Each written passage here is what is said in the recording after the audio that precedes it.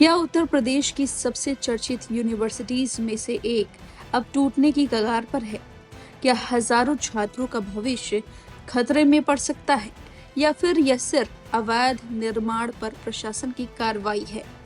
रामपुर की मौलाना मोहम्मद अली जौहर यूनिवर्सिटी को लेकर अब सियासी संग्राम तेज हो गया है। रामपुर विकास प्राधिकरण यानी आरडीए ने यूनिवर्सिटी की 40 में से 38 इमारतों को बिना स्वीकृत नक्शे के बना अवैध निर्माण मानते हुए ध्वस्तीकरण का आदेश जारी कर दिया है। इसी कार्रवाई के बाद समाजवादी पार्टी के राष्ट्रीय अध्यक्ष अखिलेश यादव खुलकर मैदान में उतर आए हैं। अखिलेश यादव ने सोशल मीडिया प्लेटफॉर्म एक्स पर छात्रों और उनके अभिभावकों के नाम एक खुला पत्र जारी किया है। उन्होंने साफ कहा कि जौहर यूनिवर्सिटी को बचाने की लड़ाई में समाजवादी पार्टी छात्रों, शिक्षकों और अभिभावकों के साथ मजबूती से खड़ी है। अखिलेश ने आरोप लगाया कि भाजपा सरकार बदले की राजनीति के तहत इस विश्वविद्यालय को निशाना बना रही है और एक शिक्षा संस्थान को राजनीतिक प्रतिशोध का माध्यम बनाया जा रहा है। अपने पत्र में उन्होंने जौहर यूनिवर्सिटी को शिक्षा का मंदिर बताते हुए कहा कि यहाँ हर वर्ग और हर समाज के छात्र पढ़ते हैं। अगर किसी तरह की प्रशासनिक या तकनीकी कमी है तो उसका समाधान कानूनी प्रक्रिया पूरी करके किया जाना चाहिए, न कि बुलडोजर चलाकर। सपा प्रमुख ने चेतावनी दी कि अगर विश्वविद्यालय पर ध्वस्तीकरण जैसी कार्रवाई होती है तो हजारों छात्रों के भविष्य पर गंभीर संकट खड़ा हो सकता है। अखिलेश यादव ने भाजपा सरकार को शिक्षा विरोधी बताते हुए आरोप लगाया कि एक जागरूक और शिक्षित समाज सवाल पूछता है, इसलिए सरकार शिक्षा संस्थानों को कमजोर करने की कोशिश कर रही है। उन्होंने दावा किया कि पहले सरकारी प्राथमिक स्कूलों को बंद करने की कोशिश हुई और अब विश्वविद्यालयों को निशाना बनाया जा रहा है। उन्होंने यह भी कहा कि गरीब और मध्यम वर्ग के परिवार अपने बच्चों को न तो महंगे निजी संस्थानों में पढ़ा सकते हैं और न ही विदेश भेज सकते हैं। ऐसे में जौहर यूनिवर्सिटी जैसे संस्थान उनके लिए उम्मीद का बड़ा सहारा है।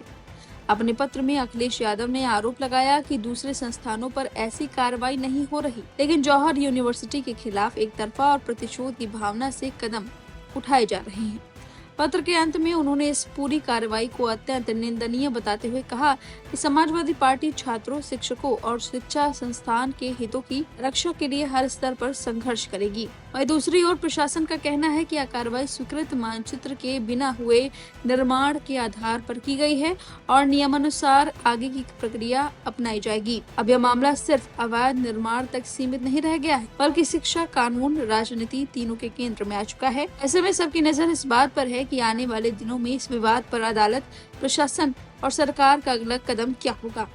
फिलहाल जाते जाते सुनिए इकरा हसन, मौलाना अरशद मनी और यूनिवर्सिटी से जुड़े लोगों ने इस पर क्या अपनी प्रतिक्रिया दी है। फिलहाल इस खबर पर आपकी जो भी राय कमेंट करके जरूर बताएं। बने रहिए लाइव हिंदुस्तान के साथ। ये ऐसे अनपढ़ जाहिल लोग हैं जिन्होंने खुद तो कोई तालीम हासिल नहीं करी है, खुद इस देश को इन्होंने कोई संस्थान नहीं दिए, जो पहले से बने हुए हैं उनको तोड़ने पे ये लगे हुए हैं। तो आज हम सबको सोचना होगा कि ये सिर्फ हिंदू मुस्लिम करके एक यूनिवर्सिटी को अगर तोड़ रहे हैं तो इस देश का युवा, मुझे उम्मीद है कि कोई भी लड़ाई, ये सब लड़ाइयाँ एक दूसरे से जुड़ी हुई है। चाहे वो वैष्णो देवी यूनिवर्सिटी को जिस तरीके से इन्होंने जम्मू कश्मीर में बंद कराया, चाहे जिस तरीके से जामिया, JNU और अलीगढ़ की ब्रांडिंग ये लोग करते हैं, चाहे जौहर यूनिवर्सिटी को तोड़ने की बात हो। मेरी कोर्ट से यही अपील है कि ऐसा बिल्कुल ना होने दें। हम ऐसा बिल्कुल नहीं होने देंगे। जरूरत पड़ेगी तो वहाँ पर भी इसी तरीके से हम लोग बैठने का काम करेंगे।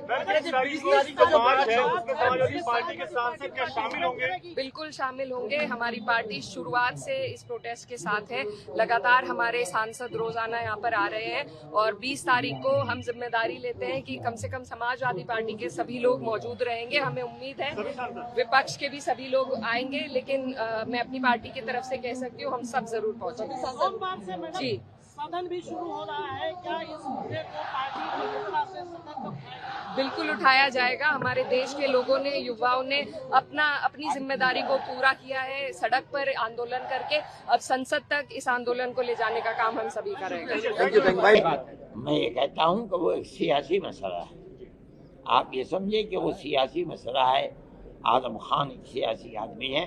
मुझे इससे इख्तलाफ है ज़रूर। मैं ये समझता हूँ कि जिस शख्स के नाम पर वो यूनिवर्सिटी है वो बहुत बड़ा मुल्क का सिकंदर सेनानी है, जो जानते नहीं है तारीख को वो उनकी ज़िंदगी से ना वाकिफ़ हो। इसलिए मैं ये समझता हूँ कि उनके नाम के ऊपर जो यूनिवर्सिटी, उस यूनिवर्सिटी को ज़िंदा रहना चाहिए, कामयाबी के साथ ज़िंदा रहना चाहिए। जो किया जा रहा है वो गलत है, गलत है, गलत है। अगर उसके अंदर कोई चीज़ गलती की है भी, मान लीजिए पहले तो सुप्रीम कोर्ट तक ये फैसला हो, उसके बाद ये समझना कि उसको गिरा दिया जाए, ये गलत है, आप उसके ऊपर जुर्माना आयद कर दीजिए, वो उस जुर्माने को करेंगे। ये जुर्माना आयद करना ये भी गवर्नमेंट का एक कानून है। अगर किसी ने अपने मकान या किसी बिल्डिंग या किसी इमारत के को गैर कानूनी तरीके पर बनाया है तो उसका सिर्फ एक सबब यही नहीं है कि आप उसे गिरा दें, जबकि हज़ारों लड़के उसके अंदर पढ़ते हैं और वो तालीम हासिल करते हैं, तो उसकी हिफाजत करनी चाहिए। अपने कानून की आप हिफाजत करते हुए आप उसके ऊपर जुर्माना आयद कर देंगे, हो सकता है, लेकिन आप उसको ये कह करके 38 इमारतों को हज़ारों करोड़ के रुपये से बनी हुई उसको गिरा दें, ये गलत है। वही फ़िरका परस्ती है, वही नफरत की सियासत। आप सभी को ये बताना चाह रहा हूँ कि जो भी अभी आरडीए की तरफ से जो भी नोटिस आया है उसका हमारा मैनेजमेंट अपना वो 38 भवनों का जो है उसके वो कार्रवाई कर रहा है। पीडब्ल्यूडी के रास्ते के बारे में जो न्यूज़ फैलाई जा रही है वो रास्ता कभी बंद नहीं हुआ।